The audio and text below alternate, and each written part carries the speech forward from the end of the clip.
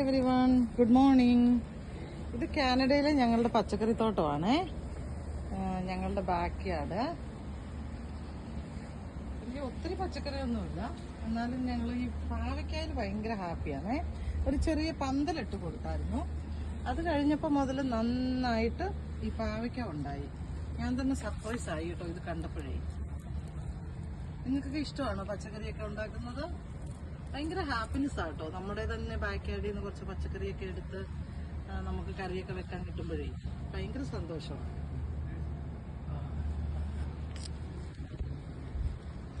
ഇത് കണ്ടോ, നമ്മുടെ നാടൻ പയറാണ്. ഈ നീളത്തിലുണ്ടാകുന്ന പയറില്ലേ, നാടൻ പയർ. അത് ഒത്തിരി ഒന്നും ഉണ്ടായില്ല. അതിന് വള്ളിയായിട്ട് വരുന്നോണ്ടേ കമ്പൊക്കെ കുത്തി കൊടുത്താലായിരുന്നു എനിക്ക് തോന്നുന്നു നന്നായിട്ട് ഉണ്ടാവുന്നത്.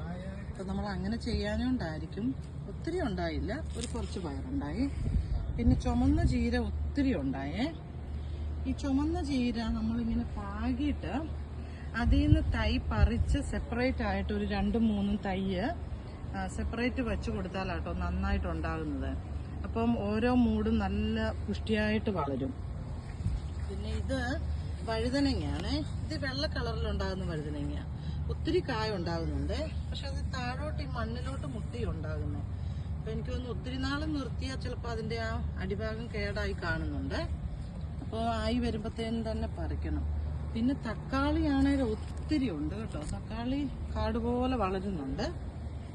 ഒത്തിരി കായും ഉണ്ട് തക്കാളിയിൽ. ഉള്ളിലോട്ടൊക്കെ കണ്ടോ ഒത്തിരി കായുണ്ട്. ഇത് കണ്ടോ,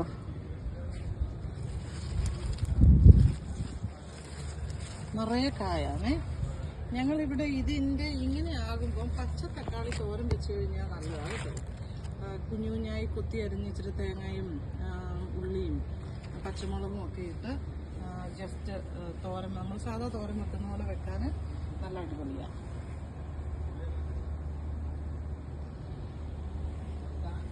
പിന്നെ ഇത് കണ്ടോ, ഞങ്ങളുടെ പച്ചമുളക് ഒത്തിരി ഉണ്ടായിട്ടുണ്ട്. പച്ചമുളകേല് ഈ പ്രാവശ്യം ഇങ്ങനെ ഇത്രയും പച്ചമുളക് നന്നായിട്ടുണ്ടാകുന്നത് നമുക്ക് ഭയങ്കര സന്തോഷമാണ്, ഈ പച്ചമുളകെല്ലാം ഇങ്ങനെ കാണുമ്പോഴേ.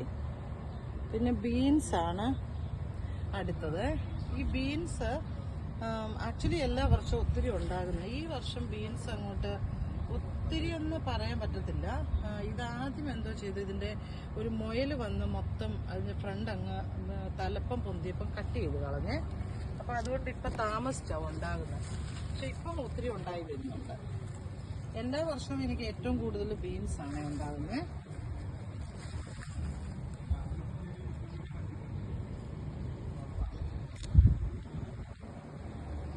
പിന്നെ ഞങ്ങൾ ഇവിടെ ബാക്ക് യാർഡിൽ കുറച്ച് നന്നായിട്ടിരിക്കാൻ വേണ്ടി കുറച്ച് ചെമ്പരത്തിയുടെ തൈ ഇങ്ങനെ നമ്മുടെ ഡെക്കിനോട് ചേർത്ത് വെച്ച് കൊടുത്താണ്. അത് കിളുത്ത് വരുന്നേ ഉള്ളൂ. ഒരു 2-3 വർഷം കഴിയുമ്പോഴത്തേനും നല്ല അടിപൊളിയാകും. ഇപ്പം ചെറുതായിട്ട് പൂവുണ്ടായി വരാൻ തുടങ്ങി. പിന്നെ ഇതാ ഞാൻ പറഞ്ഞ വയലറ്റ് വഴുതനങ്ങ കേട്ടോ. ഇതാന്ന് തോന്നുന്നു നമ്മുടെ നാട്ടിലൊക്കെ ഒത്തിരി കാണുന്നേ വയലറ്റ്. ഇതിലിങ്ങനെ പൂവും കായും ഒക്കെ ഉണ്ടായി വരുന്നേ ഉള്ളൂ. ഒരു വഴുതനങ്ങ നമ്മൾ പറിച്ച് നല്ല ലോങ് ആയിട്ടുണ്ടായി, പക്ഷെ ഒത്തിരി വഴുതനങ്ങ ഉണ്ടായിട്ടില്ല. പിന്നെ ഇതിങ്ങനെ ബീൻസ് കുറേ ഉണ്ട്.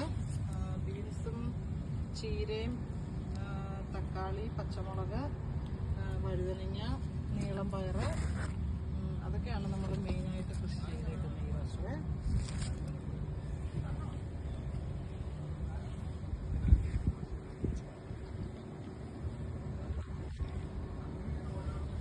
ഇത് കണ്ടോ, ഇത് വേറൊരു തരം പച്ചമുളകാണ്. ഈ പച്ചമുളകെല്ലാം ഇങ്ങനെ താഴോട്ടല്ല ഉണ്ടായിരിക്കുന്നത്, ഇങ്ങനെ ഒരു കൊലകൊലയായിട്ട് മുകളിലോട്ടുണ്ടായി കേട്ടോ. നിറയെ ഉണ്ട്. അതിൽ നല്ല എരിവുണ്ടോയെന്ന് അറിയത്തില്ല. ഈ മറ്റേ പച്ചമുളകിനൊക്കെ നല്ല അത്യാവശ്യം എരിവുള്ളത് ഡിഫറെൻറ്റ് കൈൻഡ് ആട്ടോ ഇത്. മുകളിലോട്ടുണ്ടാകുന്നത്, പിന്നെ ഇങ്ങനെ താഴോട്ട് വരുന്ന പച്ചമുളക്, പിന്നെ ഇങ്ങനെ പിരിഞ്ഞുണ്ടാകുന്നത്, അതിന് നല്ല എരിവുണ്ട്.